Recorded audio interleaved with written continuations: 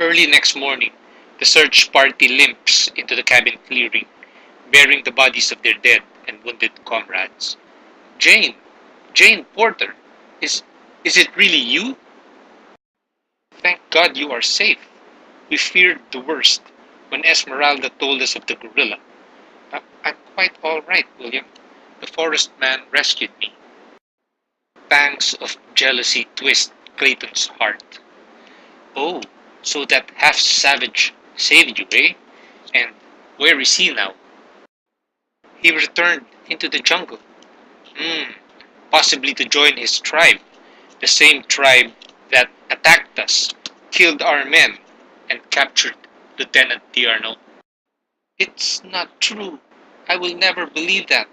How can you accuse a man who saved your life of such dreadful acts? He will come back. He will prove you are wrong.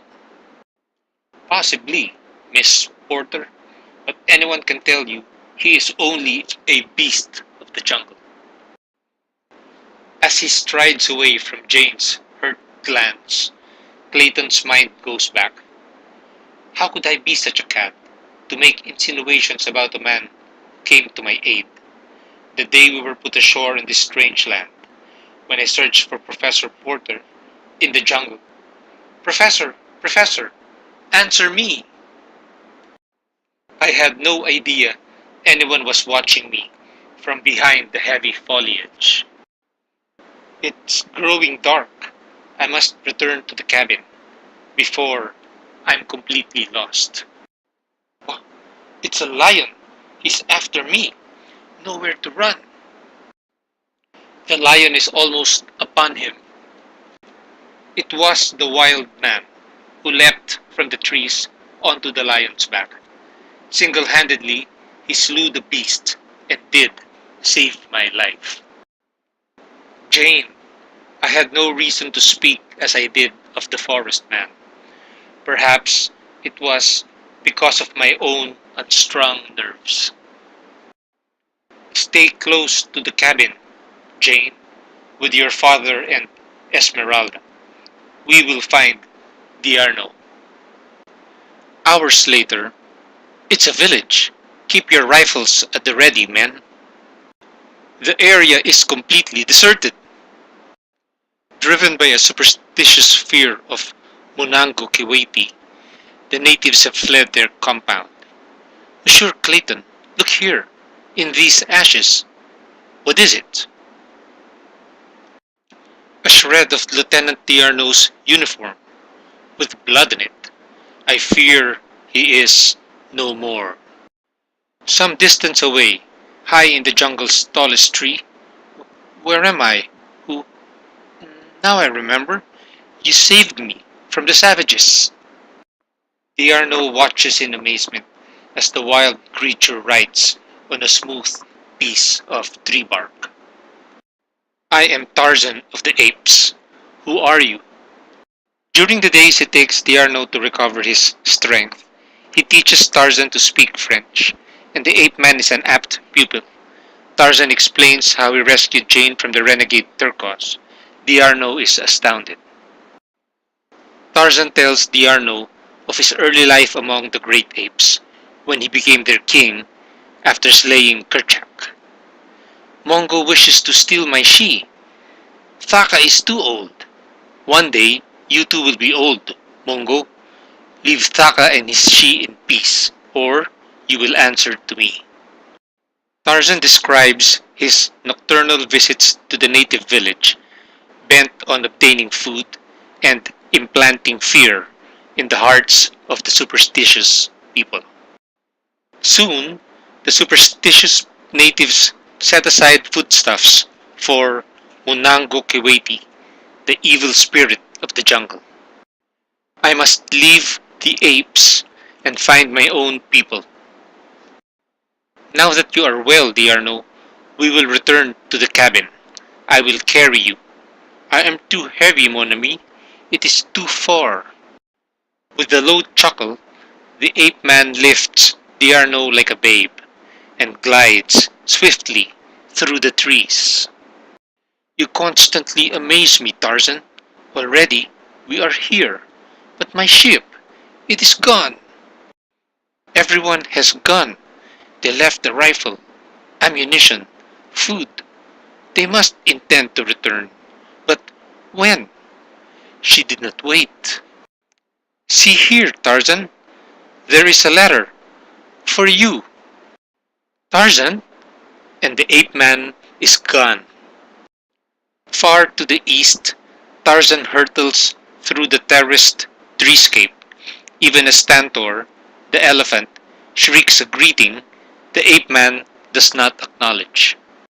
The jungle man presses forward, oblivious to all about him, in a futile attempt to escape his own thoughts.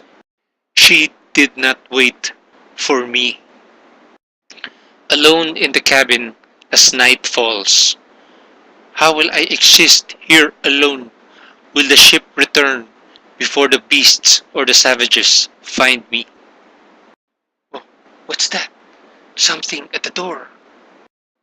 Diarno fires his rifle. Oh no! No! I shot Tarzan! Merci, Le Bon Dieu. The bullet struck but a glancing blow. I could not desert you, mon ami. Tears of relief well in the Frenchman's eyes as he ministers to the wounded ape-man. I am fine, Diarno. It is nothing. Do not worry. Nothing, you say. I might have killed you. But here, my friend, this letter may help atone for my faux pas. To Tarzan of the Apes, I waited 7 days for your return. Now I must return to my home in Baltimore, in America. If you find this, know there will always be a welcome for you. Jane Porter. She did wait.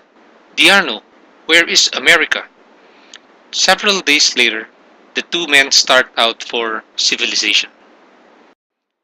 Weeks pass as they journey through endless jungles, with no sign of man or encountering danger from wild beasts. I have never traveled so far from my tribe, Diarno. Is it much farther to Baltimore? Indeed, yes, my friend. Weeks slip into months until finally, Tarzan, we have arrived. It is a trading outpost. I have never seen such large houses. Are they enemies, Diarno? Why do they run? No, no. It is just that none have ever seen a man such as you, Tarzan. At least, no civilized man. Several weeks later, this book is one I found in my cabin, a long time ago. The only one I could never read. Can you? Lieutenant Diarno speaks, as a dark-haired young giant listens intently. Mais oui, mon ami, it is in French.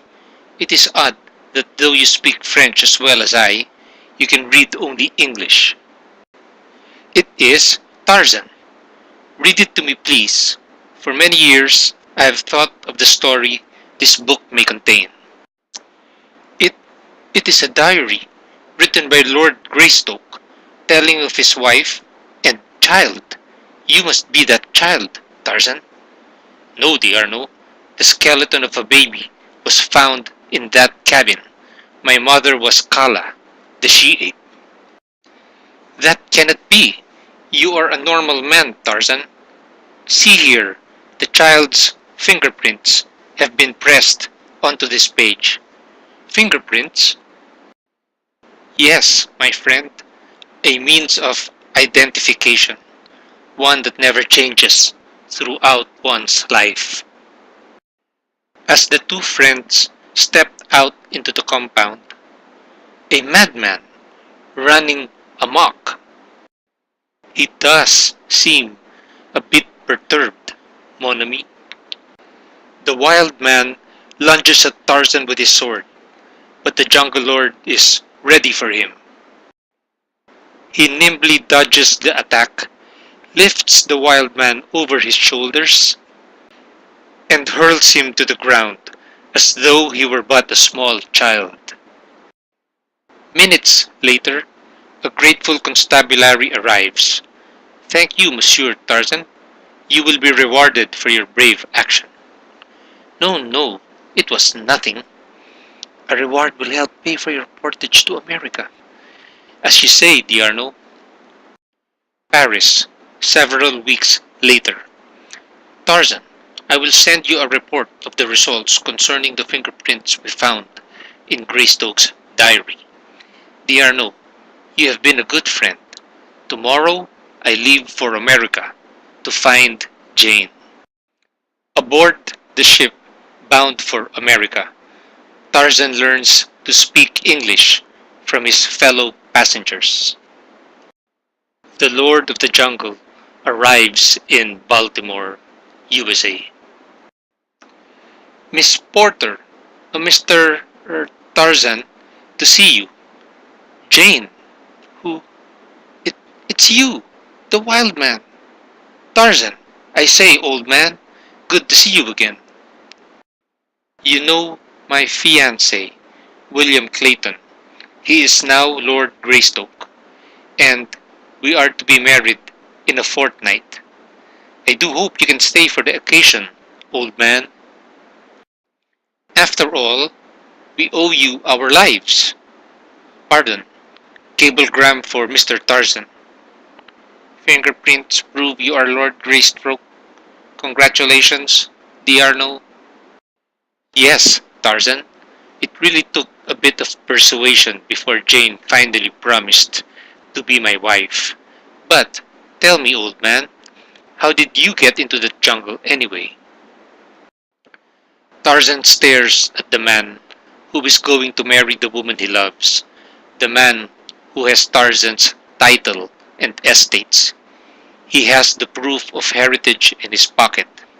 One word from the tall, dark-haired giant could alter the lives of all three people. Slowly, deliberately, he answers Clayton's question. I was born in the jungle. My mother was an ape. I never knew who my father was. Claxton, do you mean to say that the man we saw here in the jungle is the same Tarzan? The natives say he is a god, ageless, all-powerful. Then we must find this Ape-Man. He will know of my father, lost in this jungle. Look it here, miss. Even if I could, I wouldn't. Suddenly, two figures drop out of nowhere.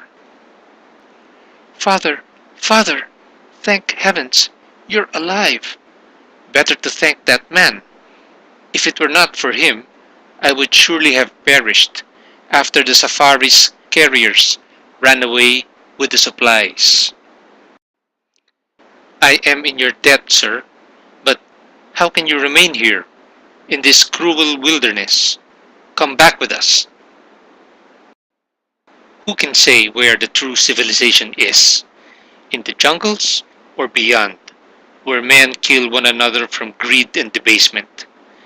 Another moment, and the ape-man vaults up into the leafy overgrowth and melts into the verdant world of the impenetrable African jungle.